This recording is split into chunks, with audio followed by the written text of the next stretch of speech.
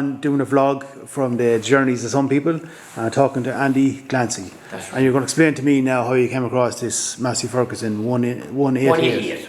188. So fire away. Now, Michael, this 188, we have it almost 46 years. Actually, by its birthday next year, by the number plate, it'll be 46 next February, exactly, on the 2nd of February. But we have it it landed on the 25th of October, 1977. I drove it myself at 19 years of age, brand new, out of the Longford Arms Motor Works in Longford. And we traded a Brahina Fortune Major live drive that we had, and it was traded in again this 188. And at the time, they were a very powerful tractor at 80 horsepower, and it cost 5,500 pounds, along with the Fortune Major. And when you put the whole price of the Fortune Major on trade-in again, at that time, which was a big price, it was £6,400. At that time, you could buy an acre of land for farming for £300. That's the difference. And the tractor at that time was £6,400. That was the price of it. Okay, but why did you buy it originally? Had you got big land, or were you a contractor? We had enough land to do, and we needed a tractor, and we wanted to do a bit of reseeding for ourselves, and we thought the best way we could do it is buy that bit of extra horsepower, do a bit of contracting with it as well, which I done with it when it come. I used to mow hay all night with it, and I used to bale hay during the day, and I used to do various jobs where we done rohaviating with it and ploughing and stuff for like that for neighbours, for vegetables and stuff like that, rohaviating and everything. I done the baling with it as well, and we got all our own work over it as well. And with a bit of contracting that time, we got paid for in less than 2 years. 2 years? Yes, because times were different. Money was money. 5,500 that time, and we say 6,400 was very big money for a tractor that time. But the real thing about them is, they were nearly maintenance free. Once we serviced that, we kept that all the time serviced, and never anything happened to it. Now, in the last 4 years, 6 years now, again July, we have 6 years ago, Peter done Donlan Spears below in Ladesborough, done the whole engine and that from head to toe, and it's back as good, if not better than when it was new. It has full horsepower, it's serious, it's mighty what it do. And the reason we're keeping it that way, we like to have a tractor, original, the same as it come the first day. And when I went back into Longford for the first service with that tractor, that frame here was ready and all to go on it at the price of £34 at the first service. That was when it had 25 hours on it brand new. When I brought it back in, that went on it. And we had it 9 years when it was new, and there was a flexi cab on it, and the cab started to get bad. So McNevans and in Longford they used to make cabs years ago down right beside, I'll tell you, just give me a minute, right beside where Super Values.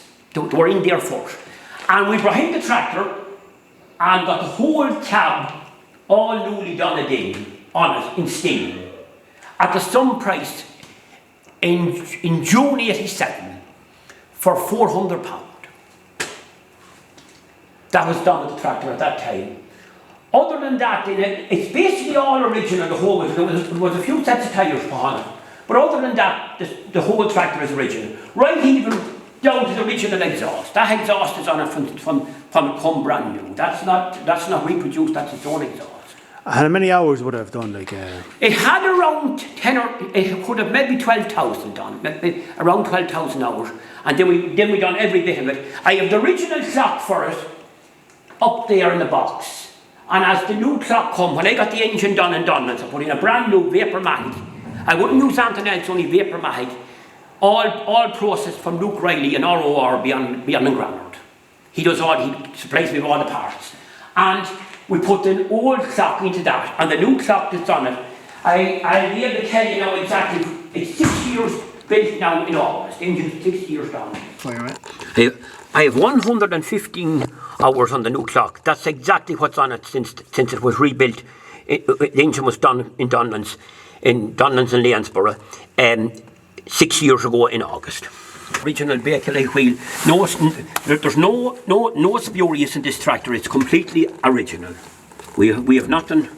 Everything has to be original. Okay. Michael, I was 19 when that tractor was bought, and I was after finishing my years in agricultural college that year. I was in it from 76, 77, and at the end of that year, after finishing agricultural college in multi-farmer at the time, the tractor was bought brand new when it was finished. Very much that year, and it's here ever since, and we intend to keep it. It's going back. It's going on ahead to the next generation, to my own daughter. It's never going to be sold. Okay. Come here, you've done a lot of like vintage shows and... Oh, I've done a series of vintage shows over the years. At one stage, I had 20 tractors. 20 Ferguson tractors, different tractors. But any tractor that was got to do with the family, or local tractors that has history, wouldn't sell them, no way. Okay. I did sell tractors, but on local history, no. Okay, very good. So, what got you into buying and selling? Well, you see, I'm not really interested in buying and selling. More or less interested in the tractors themselves. I always had a liking for them from I was very small, and the way I see it today is they were made long ago, nut and bolt by hand, and they're not like these reprocessed machines now that in 5 years they're disposable. Now, where that tractor was £6,400 in 1977-78, the same tractor in that tractor horsepower today, and it only lasts for 4 or 5 years. You keep changing them. Could be the best part of 80 to 90,000 euros, maybe 100. You appreciate the craftsmanship and the reliability of it. Now, actually, these particular tractors don't depreciate. Now, if you had a new tractor, a brand new tractor today, without ever using it, it's losing 15,000 euros with the year without ever paying for it. Depreciation on it. That's what happens. Because if you go to change a new tractor and come up again after 2 or 3 or 4, maybe 3 or 4 years, you're going to need 25, 30,000 along with the tractor, or maybe more in cases to change them. Where these never lose, and there's no such thing as the satellite that will call the shots. Nowadays, if you had them on payments, and if the payments weren't done, the satellite is able to shoot them out. But there's no way you shoot these out. These are not got to do with satellite. There's no one knows anything about them. There's no computer on them. The smallest child, if he was anywhere handy, is able to work them. And you can do the wiring and everything, tip around. It's reliable, and the fact that it's here 50 years later, it's an anniversary of it. Yes. Now they're exactly to the very detail that the Longford Arms logo was. And it was in that particular spot on the windscreen, and on them two particular spots on the bonnets when they were new.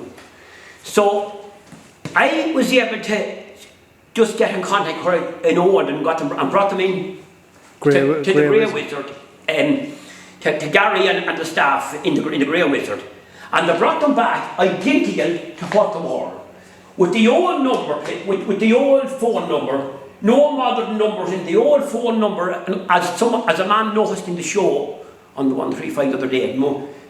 You have them to detail. Yes, I wanted them back to detail as they should be. You see, it's 4613, 137, 138. There was no new numbers at all. So what did you work from? Like pictures? How did you work? How did you get this design again? What did you work from? Like original? Well, had you a picture? There was little bits. We watched a couple of tractors, thankfully, of old that were on them. And we got back and got photographs taken of them, of them, and brought them back into them. And they were able to reproduce them. And got me to check them, and they were exactly as they were the first day. And they were yellow on the top and yellow on the back. There was no nothing else, and yellow and black writing, and that's the way they were. And is there any other good details about this now you'd want to talk about? Well, the other part about it is, if we come to the back end of it here, which is rare today,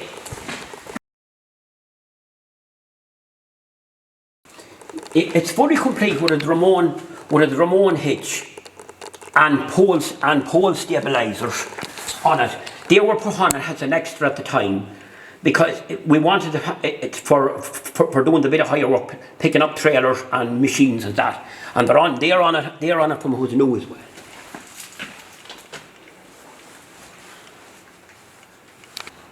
And do you still use it for farming? Or? Yes, Michael, I'm a more or less hobby farming here, and I do the bit of topping with it every year. I have a new abbey trail, 8 foot topper behind it, and I top the whole farm with it every year.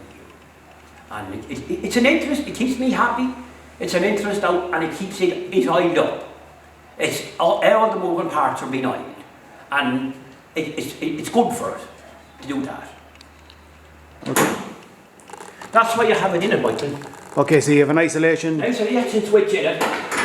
Any tractor ever have in here has them. Most important, just in case of fire. Okay. And when they're put in and turned on, the whole system is dead. You turn it. A good safety. Yes, you can go to bed and sleep. Sleep in comfort. Sleep in comfort. It's all on its dynamo. All these were all dynamo driven. The new tractors were something as they went on were alternators. We have all dynamo because we're all back, and it's lovely to see a tractor to come out with a dynamo on the dynamo. In shows, when I go to shows with tractors, they're all admiring the dynamo, that they're not changed into alternators.